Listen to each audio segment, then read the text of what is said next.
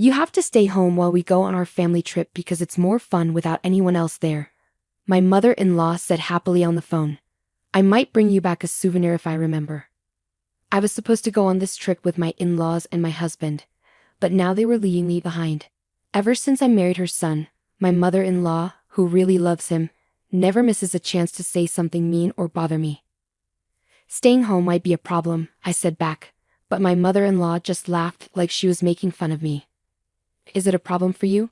Just think of it as punishment for not doing what I say. Then she hung up. It's not a problem for me, it's a problem for you guys, right? My name is Jessica, and I'm 30 years old. I do housework and work part-time at the local supermarket. It's been 3 years since I married my husband, Mike, who used to work with me. Even though we worked in different parts of the company, we talked a lot before we started dating. What really brought Mike and me closer together was a party at the end of the year at our office. It was a big gathering with people from different departments. Luckily, I ended up sitting next to Mike. Since we were already friends, we talked easily. At one point, Mike had to leave for the restroom and I was left alone. That's when a boss from another department, who had been drinking a lot, started bothering me, trying to get me to drink more. I didn't know what to do because he was a boss I didn't know well. Just when I was feeling uncomfortable, Mike came back. He saw what was happening and calmly took the boss away to another table. When Mike came back to our table, he asked if I was okay and joked about how the boss couldn't handle his alcohol. That's when I started seeing Mike in a new way, and I confessed that I had feelings for him. That's how our relationship started. Things went smoothly from there, and we got married 3 years ago. Even though we don't have kids yet, our marriage is strong and happy. Even though Mike and I are happily married, there's one big problem. My mother-in-law, who we're currently living with, when we first got married, we had our own apartment, but there was a fire in the building next to ours, and our place got flooded with water from the firefighting efforts.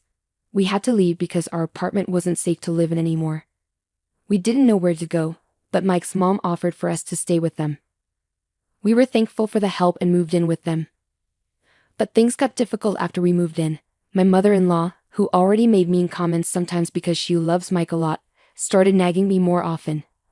One weekend, for example, I had finished all the chores and was relaxing with a cup of coffee in the living room. When my mother-in-law came home, she started bustling around the house. Then she came up to me and said, "Jessica, you're not cleaning properly. You need to spend more time on it, and be thankful for your hard-working husband. As his wife, it's your job to support him. I can't believe you can't even do that much. If you're not happy, then you should leave right now." Honestly, I felt frustrated thinking, here we go again. My mother-in-law constantly criticized me, and it seemed like it happened almost every day. I figured the only reason she agreed to let us stay with them was because she wanted to be close to her son, Mike, again. My presence as his wife probably just annoyed her. "Mom, please don't be so hard on Jessica," Mike stepped in. "But there's some truth to what you're saying. Even though she works part-time, she shouldn't slack off on chores." Mike often took his mom's side, which sometimes made me wish he'd support me more as his wife. I never meant to neglect the housework. Even though I work 4 days a week, I always make sure to take care of our home and family of 4, even when I'm not feeling well. On the other hand, my mother-in-law, who's a homemaker, spends most of her time going out and having fun. Since we live in her house, I couldn't complain openly. I just try to be patient in this uncomfortable situation. Then one day, something unexpected happened. Mike suggested that we go on a trip, just the two of us. "Why don't we go to a spa resort next month? The busy season at work is over and I need to use up some of my annual leave. I thought it would be nice for us to relax somewhere." A spa sounds amazing. "I haven't scheduled any work shifts for next month yet, so I can take time off," I told Mike. After talking it over, we decided to go on a 2-day spa trip in the middle of next month. Since we planned to go during the week, we expected to have a peaceful and unhurried time together. I was thrilled about the trip and couldn't contain my excitement.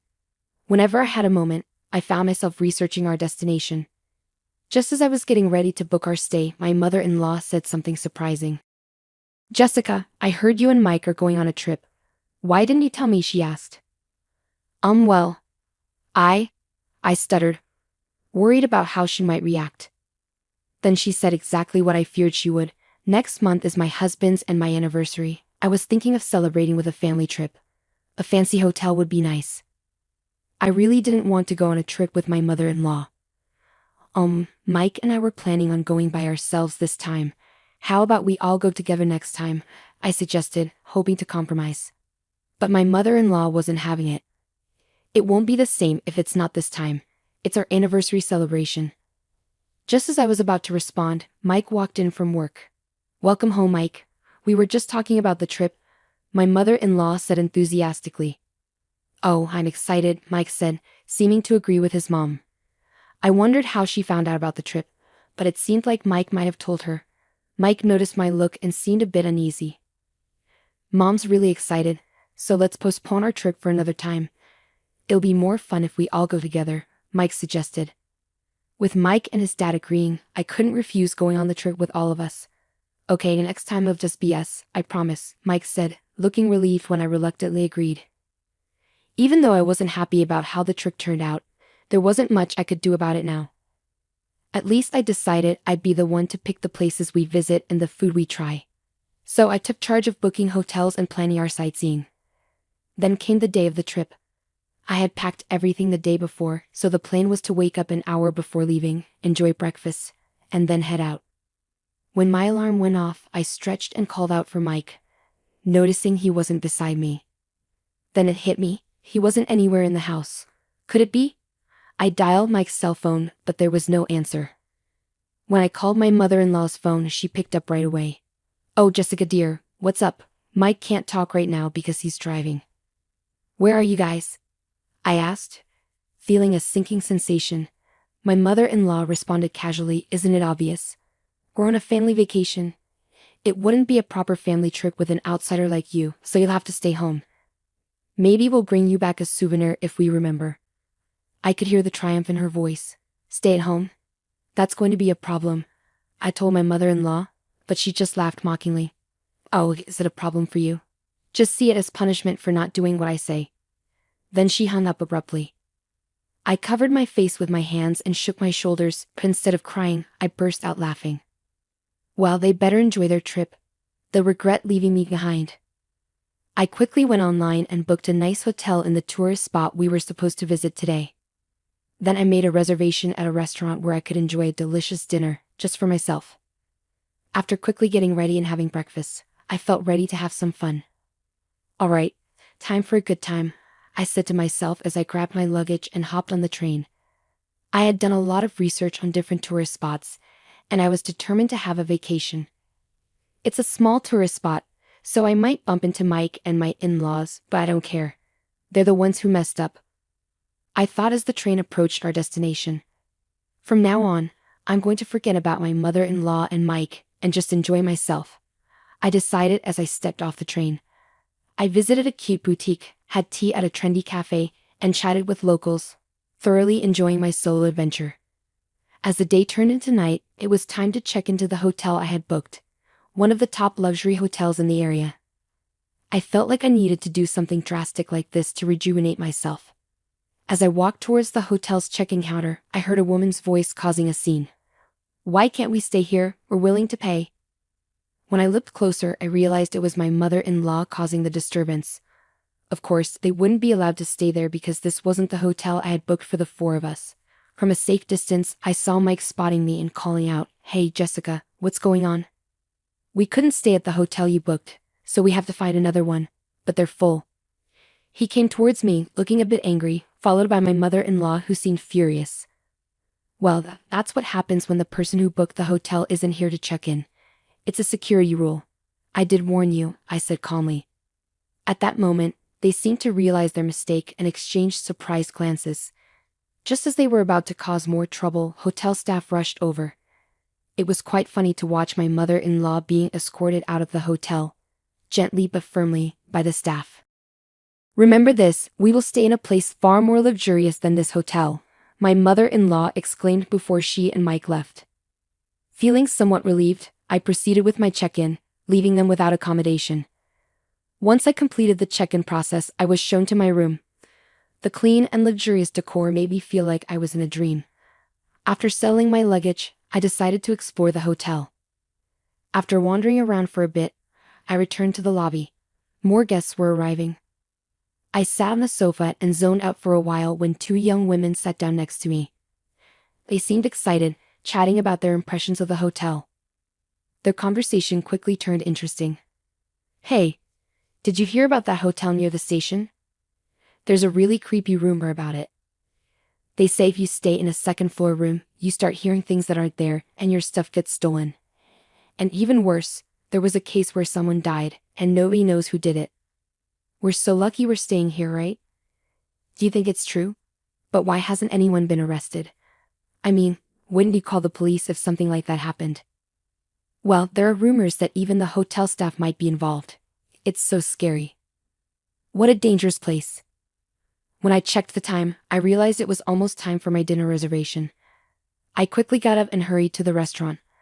The meal was so satisfying. After dinner, I returned to the hotel, took a relaxing bath, changed into my pajamas, and settled in to watch TV. That's when my phone rang. "Hello. We found a hotel to stay in, and it's really nice. It's a shame you're not here with us. But don't worry, we'll enjoy it twice as much for you," my mother-in-law said cheerfully. "Oh, is that so? Well, you're lucky to find a place at the last minute," I replied casually. "Isn't it? It's quiet and relaxing here because there aren't many other guests around. Plus, it's so close to the tourist spot, and the hotel is gorgeous." "I wonder why that is," my mother-in-law went on. That's when it hit me. Could it be the hotel near the station? "Yes, that's the one." "Why do you ask?" she responded. I remembered the unsettling story I had heard about the hotel's bad reputation in the lobby before dinner. "I think you should leave," I warned my mother-in-law. But she just laughed off my concern. "Are you jealous that we found a nice place to stay? Well then, too bad for you. Bye." Once again, my mother-in-law ended the call without giving me a chance to respond. I didn't bother calling her back. I had given my advice, and that was enough. I switched off my phone. I didn't want my relaxation to be interrupted any further. I spent the rest of the evening leisurely and drifted off into a peaceful sleep. The next day, after checking out of the hotel, I visited the tourist spots I had missed the day before. I returned home as the sun was setting, feeling content. As I approached the house, I noticed light leaking out from the windows, indicating that the three of them had already returned home. "I'm back." I announced my arrival in my usual tone as I opened the door. As I entered the living room, all three of them started talking at once, creating a commotion. I was taken aback but managed to calm them down. Then my mother-in-law began recounting the incident from the previous night. After they had all gone to bed, they heard sounds of wrestling and someone entering the room. Paralyzed with fear, my mother-in-law stayed in bed quietly while the intruder seemed to roam around the room for about 10 minutes before leaving without a sound. Feeling relieved, my mother-in-law eventually fell back asleep, only to wake up the next morning to find that all their belongings, including wallets and smartphones that were left on the desk, were gone. The only things left were the coin pouch and key holder that Mike had kept in his jacket's inside pocket. In a panic, they rushed to inform the hotel staff, only to be told, "You still need to pay for the room." Shockingly, the hotel staff didn't even call the police. Feeling helpless, the troubled trio used a coins mic to make a call from a public phone to a nearby relative, pleading for help. Luckily, the relatives arrived swiftly, covering the hotel charges and arranging for their safe return home. They promised to report the incident to the police soon. However, their frustration turned towards me. "If only you had warned us more seriously to leave, we wouldn't have ended up in this mess," my mother-in-law scolded. "That's right, Jessica, you bear some responsibility for this incident. What are you going to do about it?" Mike added, joining in with his mother's scolding. But if my in-laws hadn't left me behind to go on their trip, none of this would have happened in the first place. "I did warn you, didn't I?" I responded honestly. Mike's face went pale. "Shut up. You're just the wife. Don't get cheeky. We're getting a divorce. I can't put up with you anymore." I was stunned into silence. I quietly went to our bedroom, retrieved something from the cabinet, and returned to the living room to show it to Mike. "Divorce? Fine by me. I don't need a husband who won't stand up for his mistreated wife," I declared firmly. Mike's face went pale. What I had brought out were the divorce papers I had asked a lawyer to prepare. I had been getting ready for this possibility.